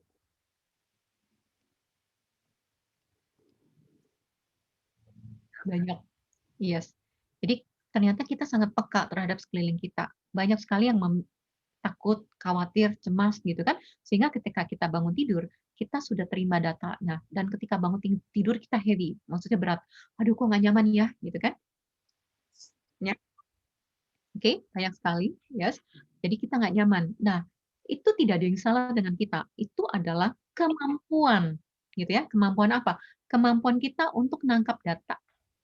Sehingga kita tahu mau ngapain, bukan menjadikan ketakutan. Kalau dulu saya takut, dulu saya sebagai terapi, ketemu orang, terus kemudian nanti masuk ke energinya dalam diri saya. No, saya cuma terima informasinya, thank you, saya tetap seperti alam semesta, saya tidak ada judgment terhadap kamu boleh masuk dalam energiku. Itu aja. Gitu ya. Jadi kalau sekeliling kita merah, kita bisa jadi biru, dan bisa menyebarkan energi kita. Mereka mau pilih atau enggak, mereka mau terima atau tidak, ya welcome, tidak ada yang salah dengan merah atau biru. Dan saya tidak menjudge itu negatif atau positif. Ketika saya menjudge, itu akan semakin solid. Ketika dijudge, orang nggak ada yang mau berubah. Karena orang nggak suka dijudge. Walaupun dia salah, ketika dijudge, tetap aja tidak mempertahankan. Walaupun dia tahu dia salah, dia akan tetap mempertahankan. Gitu ya. Oke. Jadi gimana agar, ya? Kita tinggal 10 menit lagi. Kira-kira gimana, mau teruskan teman-teman, karena sepertinya ini masih ada 2 pertanyaan lagi nih. Oke. Gimana? Teruskan sampai weekend. Lanjut.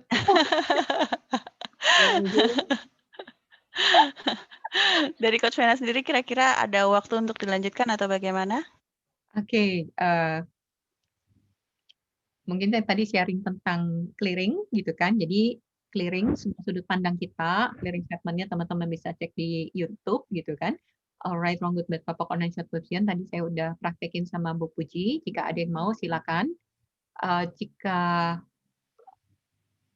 masih ada yang bertanya tentang clearing, silakan. Jika enggak, saya ngajarin push pull energy. Memang itu yang terakhir, Satika. Oke, masih ada yang bertanya tentang clearing? Aku lepaskan. Tadi dari Mbak Nina, gimana agar emosi di sekitar kita tidak mempengaruhi kita. Dan tadi ada yang mau langsung berbicara, Bu Titin. Mungkin saya akan berikan ke Bu Titin dulu ya, karena beliau yang bertanya terlebih dahulu. Bu Titin, silakan di-unmute. Ya, terima kasih Mbak Atika. Iya, sama-sama. Menarik ya, tentang afirmasi ya. Saya sudah praktekkan setiap pagi. Ternyata benar ikut. Ketika saya mungkin kawan saya temeng, terima kasih Tuhan, terima kasih ya Allah. Maaf, suaranya agak menggema, Bu Titin. Suaranya agak menggema. Gitu ya. Sekarang masih Mbak Atika? Ya, sudah mulai agak terdengar jelas.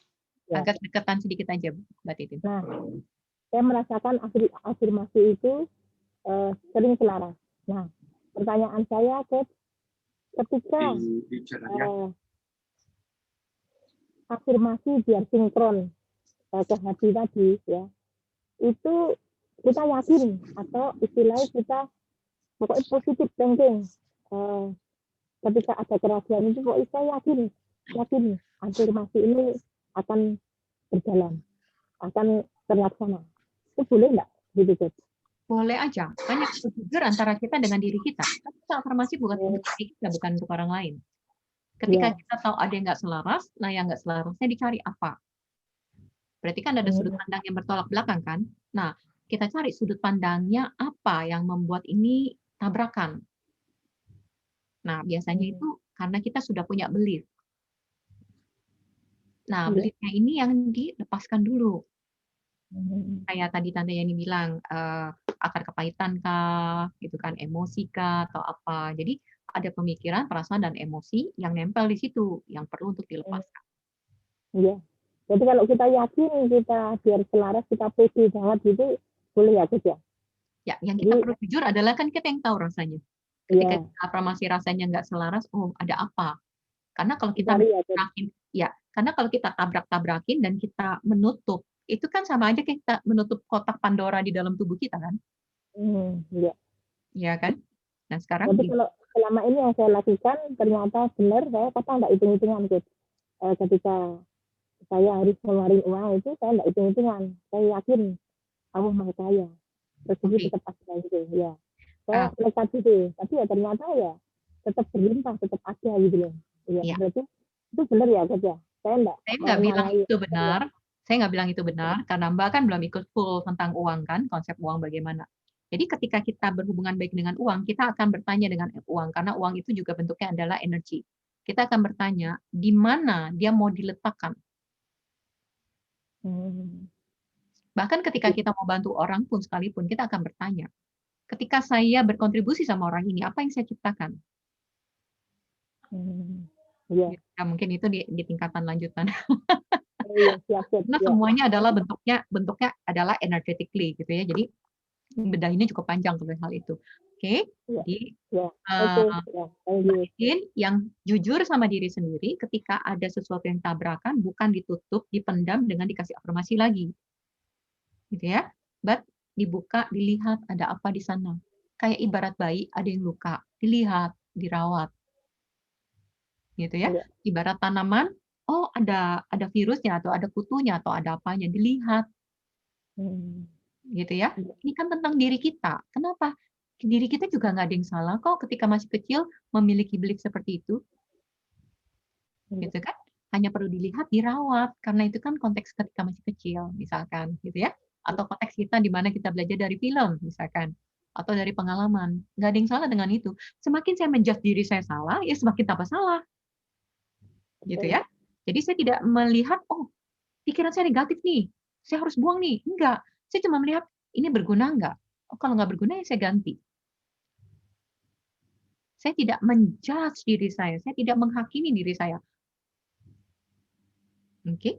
Nah, itu adalah salah satu kebaikan yang kita bisa berikan pada diri kita ketika kita tidak menjudge diri kita negatif. Atau pikiran kita itu negatif. Tapi hanya satu program yang tidak lagi bekerja untuk kita. Itu aja. Kayak ibarat kalau kita punya laptop gitu kan, punya laptop dari zaman jadul, zaman sekarang, terus ganti kan Pentium-nya ganti-ganti. Kita menjudge nggak Pentium yang lama itu jelek atau negatif? Enggak sih. Enggak kan? Cuman nggak bekerja lagi, ganti yang baru. Itu aja ya. Oke. Jadi Mbak Titin cuman melihat, oh ada apa di sini? Oh nggak bekerja. Oke. Kenapa? Bagaimana? Kalau perlu di-clearing gitu kan? Dan kemudian atau mau menggunakan terapi atau teknik apapun, melepaskan, dan kemudian baru kamu melihat dengan sesuatu yang lain. Oke? Oke, thank you ya. Terima kasih. Ya, oke ya. Sekarang kita belajar energi pool-nya dulu ya, supaya kalau kita jualan itu nggak nge-push. Oke? Nanti pertanyaan lain nanti bisa kita jawab dan kita diskusi lagi di grup ya, Coach ya? Ya. Sekarang kita belajar tentang energi pool. Teman-teman relax, kakinya relax, duduk yang relax. Duduk yang santai, relax. Saya juga menjawab pertanyaannya Mbak Nina tadi, gimana caranya supaya kita tidak terkena ataupun terkena dampaknya. Mbak Nina, kita nggak pernah terkena dampaknya kecuali kita meyakinin kalau kita terkena dampaknya. Oke, ya. Karena tidak ada yang bisa mempengaruhi diri kita kecuali kita mengizinkan. Oke? Oke. Kita hanya menerima informasi kan. Tapi apakah kita menjadi dampaknya ketika kita mengizinkan itu mendampak buat kita? Meyakini itu baru terkena. Tapi kalau just cuma informasi, hanya menyadari kesadaran, oh ini, banyak orang di sekeliling saya, gitu ya. Oke, so caranya adalah, gitu ya, ketika kita kesedihan atau banyak orang yang lagi cemas, rasa takut, oke, sudah duduk teman-teman, relax badannya, tubuhnya, oke. Dan bagaimana teman-teman bisa menjadi warna yang lain di sekeliling kita, ya? Oke. Rasakan dari atas kepala hingga ujung kaki, tubuh teman-teman rileks. Tarik nafas panjang, hembuskan perlahan. Dan kemudian perbesar tubuh. Energi tubuh teman-teman lebih besar dari tubuh. Perbesar energi teman-teman lebih besar daripada ruangan. Bayangkan, pikirkan, dan rasakan energi teman-teman lebih besar daripada Indonesia. Dan menjadi satu dengan alam semesta ini. Oke. Dan kemudian rasakan itu terus-menerus. Teman-teman merasakan bahwa teman-teman mensupport 10 orang, 20 orang, 30 orang, dan teman-teman juga disupport oleh lebih banyak orang lagi. 10, 20, 30. Ketika energi teman-teman semakin besar dan menjadi satu dengan alam semesta, teman-teman meniatkan mengambil energi dari semua orang yang ada di planet ini. Biarkan energinya masuk melalui punggung orang tersebut, tembus ke dalam diri orang tersebut, lalu tembus ke depan tubuhnya orang-orang, dan masuk ke dalam tubuh kita, dan tembus ke belakang. Oke? Jadi, full energi, masuk energi dari universe, dari semesta, masuk ke dalam tubuh orang-orang, siapapun itu, tubuh ke banyak orang, masuk ke dalam dirinya, tembus keluar dari dirinya, masuk dalam tubuh kita, dan keluar dari tubuh kita. Oke? This is full energy, di mana kita ngambil energi dari orang-orang agar mereka terkonek dengan diri kita. Oke? So, pertama adalah siapa diri kita. Saya grateful menjadi diri saya, dan produk saya ini, saya memberikan manfaat ini. Oke? Setelah itu, biarkan universe mengenal produk teman-teman. Oke? Izinkan semua orang mengenal diri teman-teman, full energinya. Oke? Ambil dari energi dari universe, masuk ke dalam tubuhnya mereka, tembus ke depan tubuh mereka, dan masuk ke diri kita, produk kita, mereka mengenal diri kita dan produk kita, dan tembus ke belakang. Oke? Istilahnya, saya ada, hey, kalau kamu yang membutuhkan saya, datanglah. Saya menawarkan sesuatu seperti ini. Oke? Ambil lagi full energinya agar mereka terkonek dengan diri teman-teman. Oke? Dan kemudian kirimkan energi bersyukur kepada mereka. Jadi dari universe, dari belakang masuk energinya, dari belakang diri teman-teman masuk energi dari universe ke belakang punggung teman-teman, masuk ke dalam tubuh teman-teman, keluar dari depan tubuh teman-teman, energi sukacita, energi bersyukur. Berikan kepada semua orang, siapapun dia. Kirimkan. Karena ini energinya bukan energi teman-teman, tapi energi dari universe. Masuk melalui tubuh teman-teman sebagai perantaranya dan mengirimkan ke siapapun. Kirimkan energi rasa syukur. Oke, masuk lagi dari universe, energi yang dibutuhkan sama tubuhmu, dan kirimkan kepada semua orang, energi apapun yang dibutuhkan sama semua orang yang ada di planet ini. Dan kemudian pull, ambil lagi energi dari universe, masuk ke dalam tubuhnya orang-orang, siapapun itu, dan masuk ke dalam diri kita. Oke. Oke, so terima kasih semuanya. Selamat malam. Selamat malam Coach Mena. Terima kasih banyak. Ya. Iya. Oke. Oke, so sebelum saya menutup, saya mau ada salah satu dari teman-teman yang merasakan yang di-pull dan yang di-push. Jadi teman-teman tahu kalau sales itu nge-push seperti apa, kalau sales yang nge-pull itu seperti apa. Bersedia? Nanti saya ajarin cara tekniknya. Oke? Rido sama Mbak Tika? Boleh. Boleh? Oke ya, sekarang. Siap ya? Rido yang nge-push. Gitu ya. Cuma niatin aja, nge-push. Nge-push itu ngedorong. Oke? Oke? Dari universe masuk dalam tubuh kamu, ke depan, nge-push dirinya Mbak Tika. Mbak Tika nyantai aja, rasakan aja. Nyaman atau tidak nyaman.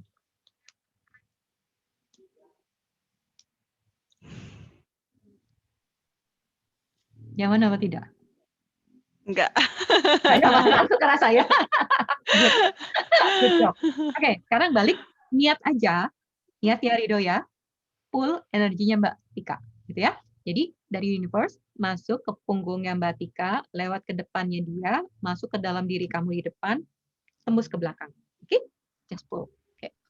Niat aja.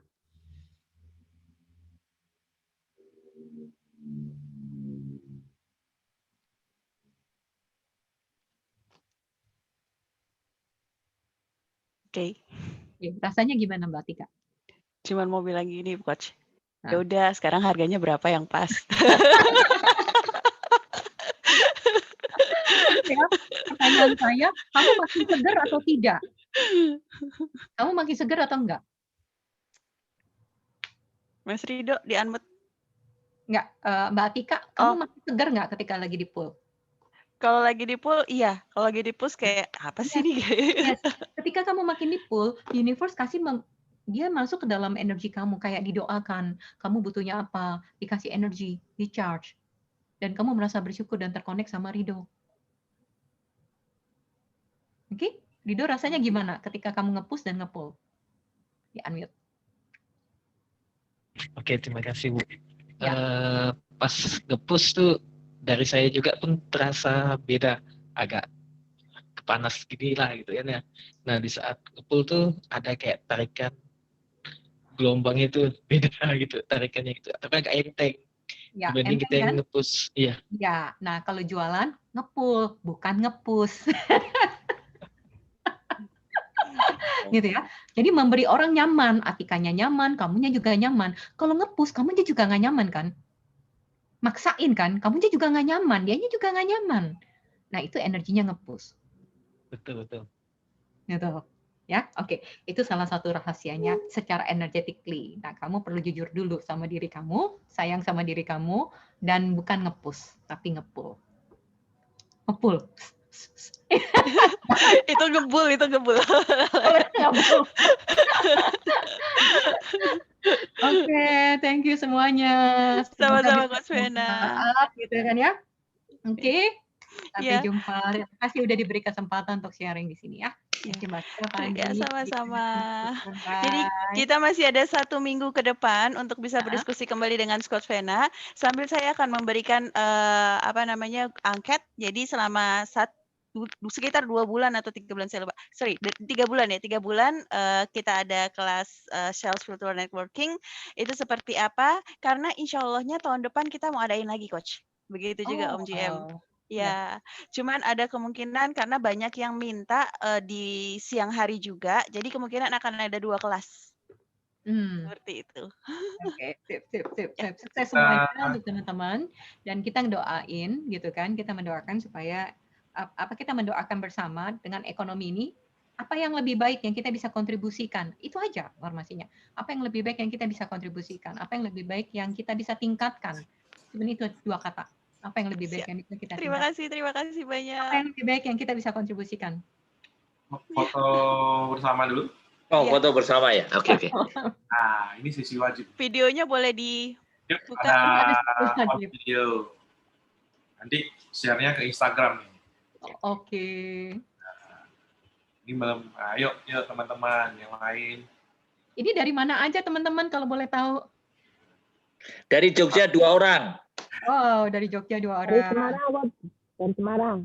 Semarang. Bali. Ada Bali. Oke. Balikpapan diam aja Balikpapan.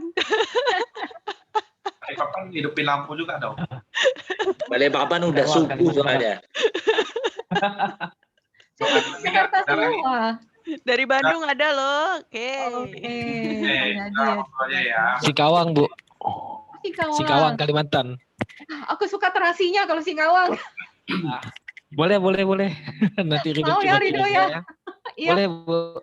Terasinya enak banget kalau yang dari Singkawang.